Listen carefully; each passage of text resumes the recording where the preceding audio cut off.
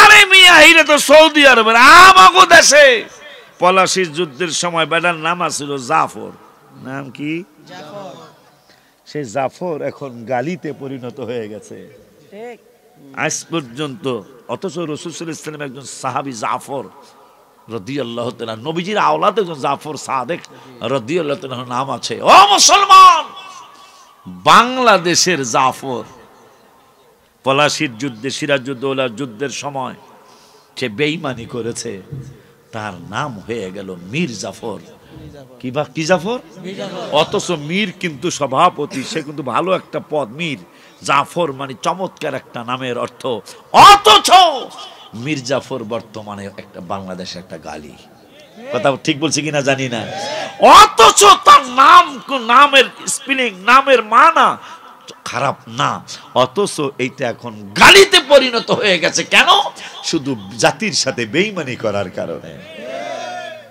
ইয়াজিদের নামে মাদ্রাসাও নাই, মসজিদও নাই। পরে আমি লিখেছি ইমাম হাসান হোসেনের ব্যাপারে, যাদের নামে মসজিদ বানায়, যাদের নাম পড়ে মাদ্রাসায়। ভাইজান আপনারা মাদ্রাসায় পড়ান, আমার শিক্ষকরা মাদ্রাসায় ইমাম হাসান হোসেনের নাম পড়ায়। আপনি হুজুর না, সুপার হুজুর না?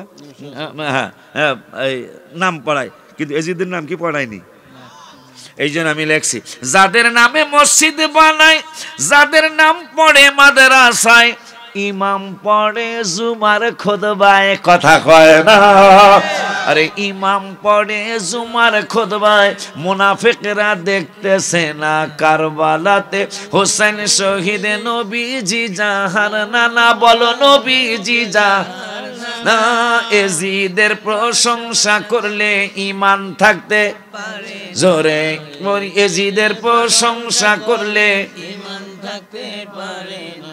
মা খাদিজা যাদের নানি ছিল মায়ে বড় ধনী, মা খাদিজা যাদের নানি ছিল মায়ে বড় ধনী, জাবালে নূরে যেতেন তিনি, জাবালে নূরে যেতেন তিনি, নবীকে খাওয়াইতে খানা। মারহাবা। দোজখিরা শুনলে এবার যারা হয় জান্নাতের সরদার, মা জান্নাতের সরদারিনী, মা জান্নাতের সরদারিনী, বুখারীতে যায় রে জানা। মারহাবা কয় না? জান্নাতের টিকিট পায় বাবা, মারহাবা মারহাবা। জন্মের স্থান খানায় কাবা, জোরে কয় না? জন্মের স্থান খানায় কাবা, খলিফা বানায় রাব্বানা। ওলিউল্লাহর পড়াশোনা বেয়াদব জান্নাতে যাবে না। ক্বালা ফাখরুজ মিনহা ফাইন্নাকা রাজিম। আল্লাহ বলেছেন বেয়াদবের জন্য জান্নাত বানায় নাই শয়তান। নবীর যেহেতু সম্মান করস নাই, তুই খুরুজ হয়ে যা, এক্সিট হয়ে যা। আমি আদববানদের জন্য জান্নাত তৈরি করেছি। সুবহানাল্লাহ। ওলিউল্লাহর পড়াশোনা বেয়াদব জান্নাতে যাবে না। এজিদ তো প্রশ্নই আসে না। কথা কয় না? এজিদ তো প্রশ্নই ওঠে না, কোরআন হাদিসে যায় রে জানা। ওই ওবাইদুল্লাহ বিন জিয়াদ, বেদাতি বললে চেতবেন না, সেইটার রেফারেন্সটা পাইয়া খুব বেশি ভালো লাগছে। কি? এই জারুয়া সন্তানরা, যার বোন এজিদকে বলল আমারে পাইতে চাইলে কাবায় আগুন দিতে হবে, আমাকে পাইতে চাইলে ইমাম হোসেনকে শহীদ করতে হবে। এজিদ তাই করেছিল। আমার ভাইরা, এই এর ভাই ওবাইদুল্লাহ বিন জিয়াদ সর্বপ্রথম উম্মতে মুহাম্মাদের যিনি বেদাতি বলেছেন, সর্বপ্রথম যিনি বেদাতি বলেছেন তার নাম হলো ওবাইদুল্লাহ বিন জিয়াদ, যার বাপের ঠিক নাই। আর যাকে বলেছেন তিনি বেলায়াতের সম্রাট,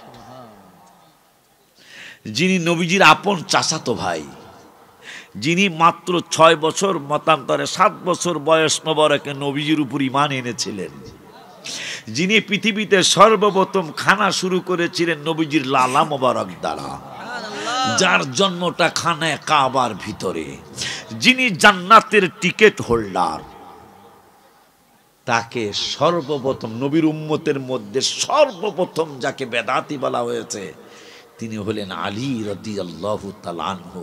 নাউজুবিল্লাহ কি বলা যায় না? আর একটু জোরে কি বলা যায় না? তাইলে আলী ভুল রাস্তায় ছিল এমন কোন মায়ের পুত কি পৃথিবীতে আছে বলতে পারবে? তাহলে আলী যেহেতু তিনি সঠিক রাস্তায় ছিলেন, তারপর ওই যার জন্মের ঠিক নাই, এখানে চমৎকার একটা মাসলা চলে আসতেছে, চমৎকার একটা ঘটনা চলে আসতেছে। যিনি তাকে বেদাতি বলেছেন আলী রাদিয়াল্লাহু আনহুকে, তার বাপের নাম কেউ জানে না, কথা কয় না। তাইলে যারা বেদাতি বলে তাদের দলটা আমরা কইতাম নাই না, আপনারা হিসাব করে লইবেন, কথা কয় না কা। আর আমাদেরকে যখন বেদাতি বলবে বুঝবেন আমরা আলীর দলের মানুষ। মাশাআল্লাহ কয় না রে? আর একটু জোরে কর মারহাবা। আল্লাহু আকবার। ইয়া রাসূলুল্লাহ, ইয়া রাসূলুল্লাহ, জিন্দাবাদ, জিন্দাবাদ। তাইলে আমরা বেদাতি বললেই বুঝতে হবে আমরা সঠিক রাস্তায় আছি। এরা বোঝে না, এই জন্য বেদাতি বলতেছে, কথা কয় না কা। বেদাতি বললেই বুঝতে হবে আমরা বেলায়েতের সম্রাটের দলে আছি। কারণ যারা সন্তান বলছে, উম্মতের মধ্যে সর্বপ্রথম যাকে বেদাতি বলেছে তিনি আলী, যিনি জান্নাতের টিকিট হোল্ডার, যিনি মা ফাতেমার হাজবেন্ড। সুবহানাল্লাহ বলুন।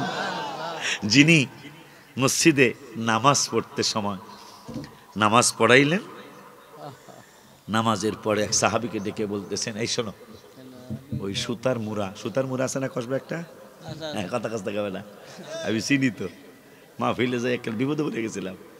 সুতার মুড়া পাহাড় আছে না ছোট মোড়ো, যাও সার গাছ, মনে করেন সার গাছের এই জায়গাটাই আলী রাদিয়াল্লাহু নামাজ পড়াইছে।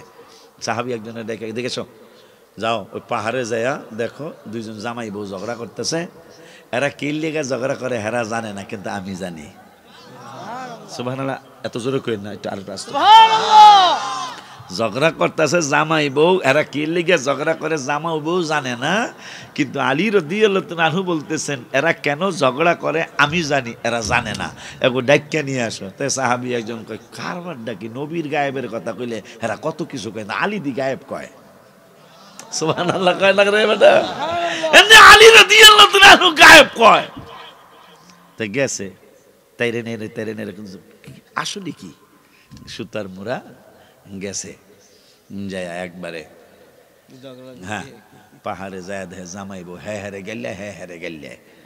তাই কয়, এই তোমাকে আমিরুল মুমিনিন যাইতে বলছে। কোন আমিরুল মুমিনিন? আলী রাদিয়াল্লাহু তাআলা। দুজন কাঁপতাছে, কারণ আলীর ওসি এখনো খায়বরের প্রান্তরে পানি উঠতেছে। নবীজি বলছেন, আলী পানি নাই, তুমি এই তলোয়ার দিয়ে এই পাথরের মধ্যে, ইয়া রাসূলুল্লাহ কোন কি আপনি, কাদার মধ্যে যদি কইতেন বের বেড়ায় ঢুকে আলাইতাম, এ পাথরের মধ্যে আমার হাত মোবারকের ছোঁয়া লাগছে, ঢুকছে, পাথর কাদার মতো হয়ে গেছে, ভিতরে ঢুকে গেল, পানি জারি হয়ে গেল।